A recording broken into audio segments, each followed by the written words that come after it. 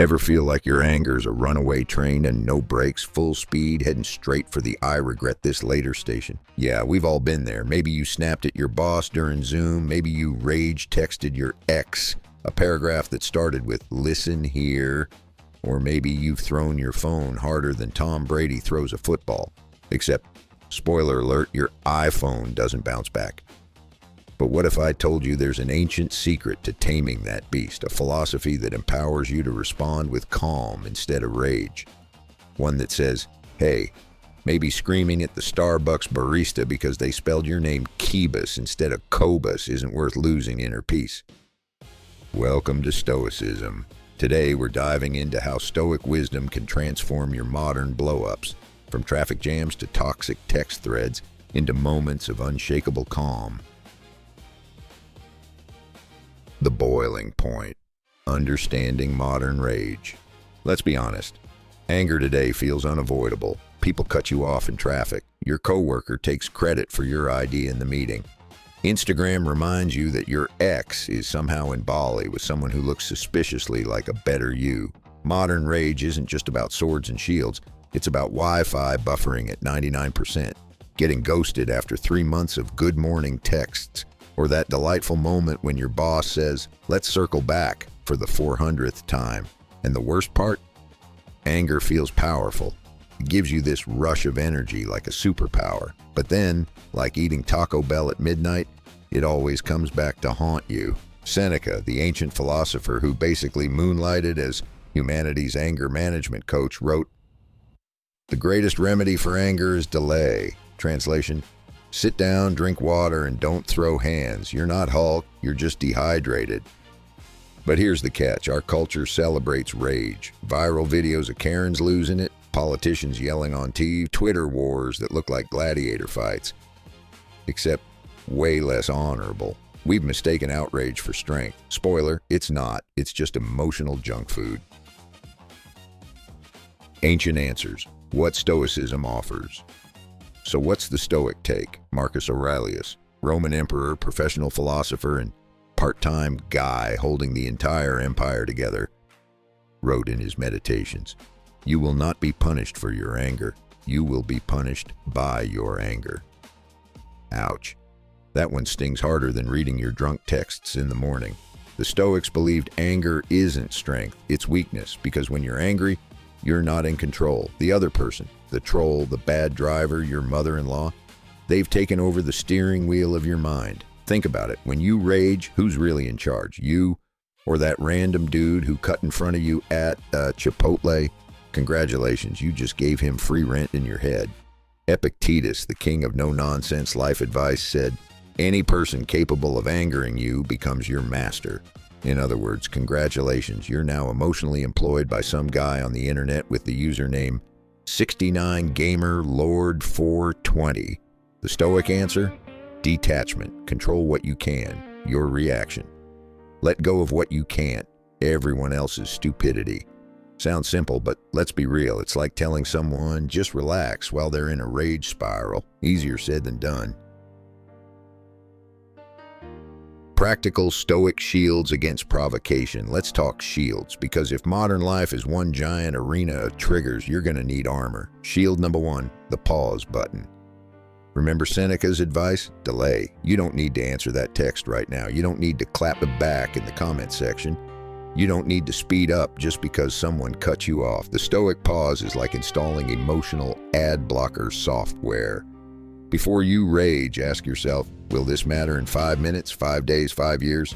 If the answer is no, breathe. If the answer is yes, then handle it with clarity, not chaos. Shield number 2, the is this within my control? Filter. Epictetus was big on this. He said life comes down to 2 buckets, things you can control and things you can't. You can't control Karen yelling in the grocery line. You can control whether you engage or just smile like a Zen monk on a discount day. Shield number 3, humor as armor. Seneca would probably high-five you for this one. Anger loses power when you laugh at it. Someone cuts you off. Instead of rage, say, may the gods bless your urgent trip to Taco Bell, noble warrior. Humor turns rage into ridiculousness. Shield number 4, perspective, zoom out. Marcus Aurelius loved reminding himself, you've seen it all before. Nothing new. Translation. Your current crisis? Not special. Someone's been cut off in traffic since the invention of traffic. Chill. Your Stoic toolkit. Actionable strategies. Now, let's make this practical. You don't need to wear a toga and meditate by candlelight. You just need a toolkit. 1. The Stoic Journal Dump. When you're angry, write it out before you act it out. Marcus Aurelius literally journaled his frustrations. You can too. Better to rant to your notebook than to your boss. 2. The reverse role game. Before you snap, ask, if I were them, would I see this differently? Maybe that driver wasn't trying to ruin your life. Maybe they just really needed a bathroom. Empathy diffuses rage. 3. The cold shower method. Stoics love discomfort. So when you're boiling, take a cold shower. Literally. It shocks the system, lowers the heat, and bonus, you'll stop rehearsing arguments in your head because you're too busy screaming, oh my God, this is freezing. 4. The digital timeout. Before you rage post, remember, nothing screams, I'm not okay, like a 2 a.m. Facebook essay. Step away. If Marcus could run an empire without subtweeting, you can survive without posting that vague but obvious Instagram story. Set. The Stoic mantra.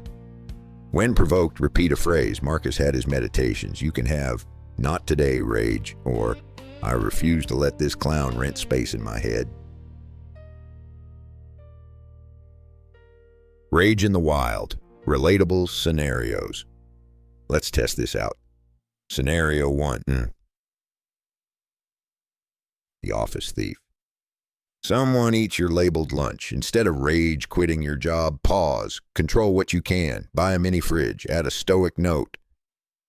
Take my food, but not my peace. Boom. Marcus would be proud. Scenario 2. Texting your ex. They ghosted you. Now they're back with a, hey.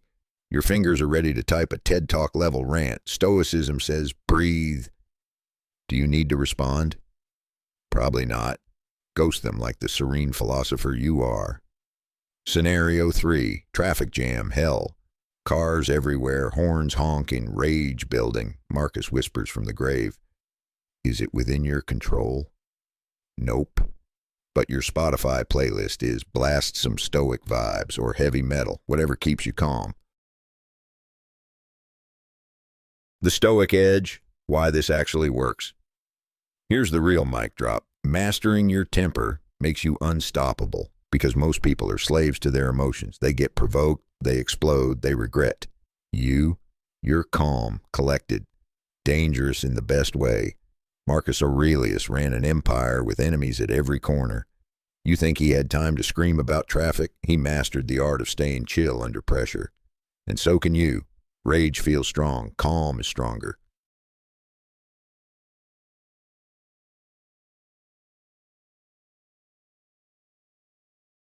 So here's your choice. Keep living like a rage volcano erupting every time life pokes you, or become the Stoic samurai, armed with pause buttons, perspective, and the power to laugh at life's nonsense. Next time someone cuts you off, mispronounces your name, or leaves you on red, remember, you control the reaction. They don't. As Epictetus would say if he had TikTok, don't let clowns rent space in your head. If this video made you laugh, think, or stop mid-rage text, consider subscribing. Stick around because the Stoics have way more to teach us about surviving modern madness, from Instagram envy to existential dread. Until then, breathe, pause, and don't let your anger win, because nothing's more badass than staying calm when everyone else is losing their minds.